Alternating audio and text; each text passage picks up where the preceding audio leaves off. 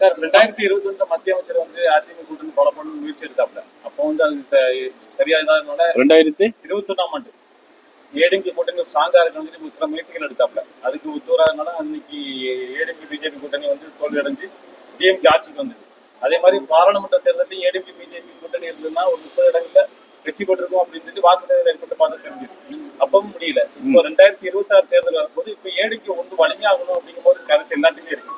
அதுக்கு பாஜக என்ன முடிவு எடுக்கும் போது ஏற்கனவே முயற்சியில இருக்காங்க. அது நடவடிக்கை உண்டாகும்.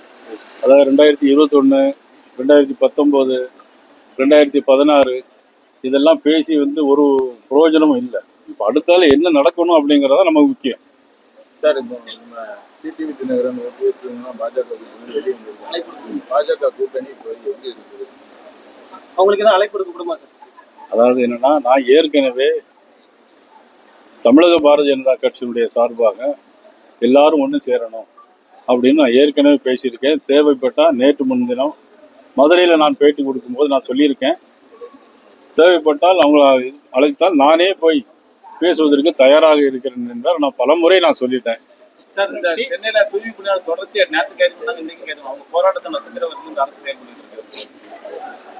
அதாவது தேர்தல் அறிக்கையில தமிழ்நாடு முழுவதும் எங்கெல்லாம் துப்புரவு பணியாளர் வேலை செய்கிறார்களோ அதாவது அவர்களை நிரந்தரமாக்கும் என்று அவங்க தேர்தல் அறிக்கையில சொல்லியிருந்தாங்க.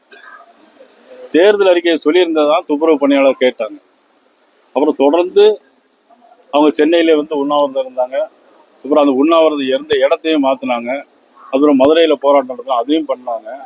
இந்த அரசாங்கம் வந்து போராடுகிறவர்களையும் கேள்வி கேட்கிறவர்களையும் நசுக்க அரசாங்கமாக திராவிட முன்னேற்ற கழக அரசு இருக்கு. உதாரணத்துக்கு எங்களுடைய சிறுபான்மை அணியினுடைய வேலூர் இப்ராஹிம் அவர் வந்து ஒரு மருத்துவமனையில் போய் கிட்னி டிரான்ஸ்லேஷன் பண்றதுக்கு என்ன முறை வழிமுறைன்னு கேட்டுதான் போயிருக்காரு. வேற எந்த விதமான அவர் முறையும் இல்லை, போராடலை, தனியா தான் போயிருக்காரு. கிட்னி டிரான்ஸ்பிளான்ட் பண்றதுக்கு என்ன முறை இருக்கு அப்படின்னு கேட்ட உடனடியாக அவர் பல்வேறு வழக்குகளை பதிவு செஞ்சு அவர் அங்கிருந்து நேற்று சிறையில் அடைச்சு இன்னைக்கு கடலூர் சிறையை கொண்டு போறாங்க. இப்படிப்பட்ட ஆட்சி தான் இன்னைக்கு நடக்குது. நிச்சயமாக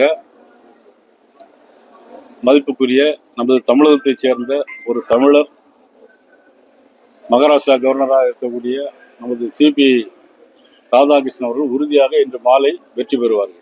பிளே ஸ்டோர் மற்றும் ஆப் ஸ்டோரில் இருந்து பாலிமர் செயலியை QR கோடு மூலம் பதிவிறக்கம் செய்யுங்கள். செய்திகளை உடனுக்குடன் பெறுங்கள்.